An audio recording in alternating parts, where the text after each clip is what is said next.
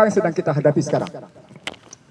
Yang kita hadapi sekarang adalah seluruh manusia di dunia sedang didikte oleh sebuah kekuatan di luar institusi.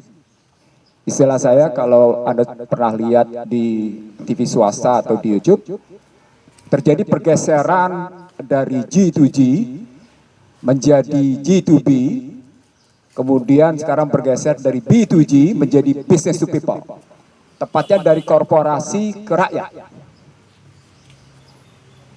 Dan korporasi mendikte habis-habisan negara.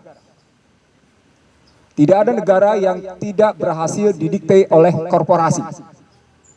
Dalam lingkup IT misalnya, kalau kita lihat, 7 perusahaan di dunia mendikte seluruh masyarakat dunia. 7 perusahaan dunia itu Alphabet, Facebook, Netflix, dan seterusnya. Kalau Anda lihat bahkan terakhir bagaimana Donald Trump menggugat Facebook, menggugat Twitter, satu lagi saya lupa apa posisi. Tapi saya cuma ingin ngambil contoh sama Anda bahwa bukan saja negara yang didikte, tapi masyarakat juga didikte. Anda semua tidak bisa tidak hari ini sudah sampai pada posisi ketergantungan menggunakan HP. Walaupun kita cuma sebagai operator atau user, tapi minimal kita sudah masuk ke dalam posisi dipaksa untuk menggunakan HP. Pada saat yang sama, ada pendiktean kedua, ada pemaksaan yang kedua. Bagaimana korporasi mendikte Anda lewat sebuah konstruksi apa yang saya sebut sebagai perang biologi. Kalau pakai istilah buku saya, Bangsa Terbelah, saya menggunakan 3 istilah. Proxy war, asymmetric war, neocortex war.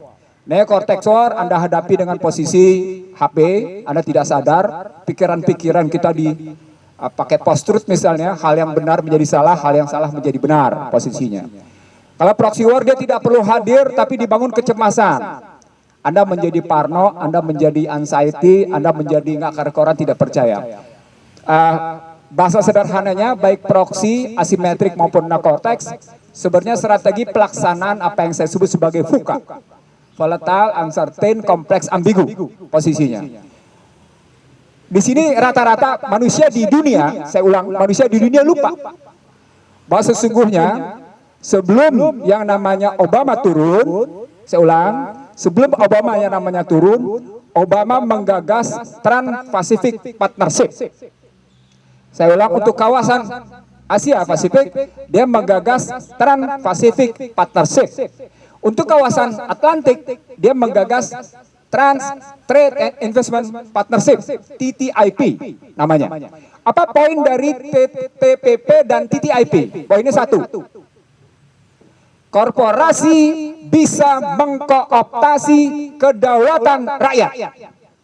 Saya ulang ya. Saya ulang. Ini kajian ini jarang sekali muncul ke permukaan. Saya mau bawa Anda ke dalam sebuah bukti kenapa Majelis Penderitaan Rakyat itu dibutuhkan. Tapi dalam sebuah konstruksi global dan konstruksi nasional bisa kita ambil.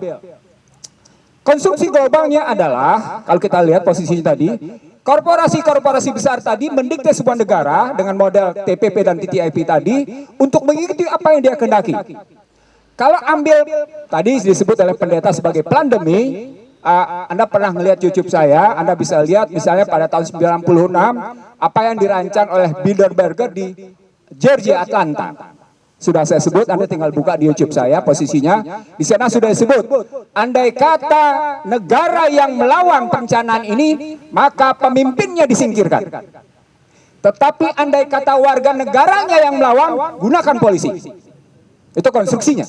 Begitu. Saya ulang ya, ini bukan sembarangan, ini rancangan, bahkan istilah saya, kalau saya mau mundur ke belakang, sekilas saya ajak Anda berpikir sebentar. Ini rancangan kurang lebih sekitar 60 tahun, 70 tahun lalu. Ketika namanya Bretton Woods dihajar habis, Nixon shock kena, lalu kemudian mereka mengubah. Sekarang per hari ini, saya sebut dalam sebuah kajian saya, per hari ini mereka sedang menggunakan lagi apa yang disebut dengan Bretton Woods 2.0. Kenapa Bretton Woods 2.0? Karena mereka ingin menggunakan digital currency berbasis emas. Dulu Bretton Woods pertama itu basisnya emas. Tapi setelah Bretton Woods yang gagal, mereka menggunakan dolar. Karena mau menggunakan digital currency suka tidak suka, underlying asetnya harus ada. Underlying asetnya adalah emas. Maka digunakanlah yang disebut dengan Bretton Woods 2.0. Kalau Anda kenalnya Industrial 4.0, itu udah ketinggalan zaman. Karena akhirnya mereka tidak lagi menggunakan 4.0, mereka sudah lompat. Nah, saya lanjutin teman-teman sekalian. Kalau di levelnya seperti itu, maka sesungguhnya ada 3 industri yang kerjasama. Pertama, ya, industri farmasi. Setelah yang namanya IT menguasai. Saya ulangi Bapak sekalian. Pertama adalah industri IT, industri farmasi. Saya tanya sama Anda semua. Dokter mana di dunia yang tidak tunduk pada metodologi barat? Satu pertanyaan saya, dokter mana di dunia yang tidak tunduk pada metodologi barat? Artinya shortcut pada persoalan akibat, tidak pada sebab. Tidak pada sebab. Dia potong langsung pada akibat. Saya jatuh posisinya, langsung dia tidak lihat bahwa saya punya persoalan, saya jatuh, saya dihajar oleh motor. Apa artinya? Nanti saya jelasin bahwa sesungguhnya kita menderita, salah satu penderitaan kita adalah ketiadaan saling menghormati, ketiadaan saling menghargai, ketiadaan saling percaya. Tapi itu nanti, saya cuma ingin mengatakan cara berpikir struktural, Anda tidak boleh masuk ke dalam wilayah akibat. Anda mesti masuk ke dalam wilayah sebab dan mundur ke belakang dalam tataran nilai.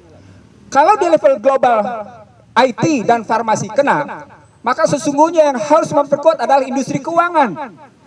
Maka Anda lihat di sini pertumbuhan ekonomi dunia, pertumbuhan ekonomi Indonesia tidak lepas dari 3. IT-nya berjaya, industri kesehatan berjaya, diikuti dengan tetap tumbuhnya industri keuangan, diikuti dengan namanya industri hajat hidup orang banyak, makanan. Cuma 4 sektor. Cuma 4 sektor, termasuk yang kemarin mereka banggakan 7,07%. Anda boleh bongkar habis posisi. Saya kemarin diajak berdebat oleh satu kelompok, ya, satu orang yang mengakui sebagai pendukung Joko Widodo. Dia ungkap habis-habisan. Sorry, saya bilang sama Anda, terlampau mudah saya patahkan. Terlampau mudah saya patahkan. Kenapa? Karena dia mandangnya sempit. Saya ngajak mereka menang luas, lalu saya masuk ke bawah. Saya terusin bawah sekalian. Apa yang sedang kita hadapi dalam situasi global kayak gitu? Turun ke Indonesia. Kalau di Indonesia, sesungguhnya yang sedang kita lihat adalah karena kita sudah masuk dalam konstruksi neoliberal bahwa korporasi bisa mendikte, maka tadi kalau dibilang oleh Yusuf Martak bahwa negara ini milik semua dari kerangka tujuan cita-cita benar, tapi dalam kerangka sistem saya ulang Bapak sekalian, dari kerangka tujuan negara ini memang milik semua, tapi dalam kerangka sistem Yusuf salah. Di mana salahnya? Baca Undang-Undang Dasar 45. Siapa yang berhak ikut pemilu? Partai. Siapa yang berhak mengusulkan presiden? Partai. Berarti pemegang saham pemerintahan siapa? Partai. Siapa akhirnya pemilik pemerintahan? Adakah relasi antara yang namanya partai dengan rakyat? Nggak ada, selesai. Artinya kesalahan bukan cuma kesalahan pada kerangka sistem kenegaraan. Ada kesalahan di sistem pemerintahan. Karena pemerintahan ini basisnya pemegang sahamnya adalah partai. Dan partai kemudian boleh dibilang terus-menerus haus akan uang, korporasi masuk dalam kerangka itu mendikte. Saya sederhana menyebutnya. Inilah demokrasi korporasi. Saya belum sampai Bapak sekalian pada persoalan di mana penderitaan rakyat itu posisinya. Tapi saya ingin mengatakan ini luar biasa situasi sistemik strukturalnya. Korbannya luar biasa mendalamnya posisinya. Nah, kalau kemudian kita hadapi ceritanya korporasi demikian berkuasa melihat partai, maka apa dampaknya? Dampaknya adalah Anda bisa lihat sejak zaman Soeharto hingga sekarang, seluruh kekuatan korporasi swasta selalu menggeser hajat hidup orang banyak menjadi posisinya komersial good. Menjadi barang-barang swasta, barang yang diperdagangkan bebas. Dan itu bukan hanya Indonesia, dunia manapun. Digeser habis-habisan. Ini motifnya adalah mereka menggelembungkan kekuasaan. Dalam bahasa yang sederhana, tidak ada orang kaya turun, nggak mau dia. Pasti orang kaya bertahan sebagai kekayaannya. Nah, dampak dari sistem korporasi berkuasa lewat partai politik adalah rakyat kecil, kalau pakai bahasa Undang-Undang 45, rakyat kecil yang ditindasinya. Saya ulang ya, ini bukan kata-kata Ihsan Nursi. Ketika hajat hidup orang banyak dikuasai oleh orang per orang itu maksudnya korporasi, maka rakyat kecil yang ditindasinya.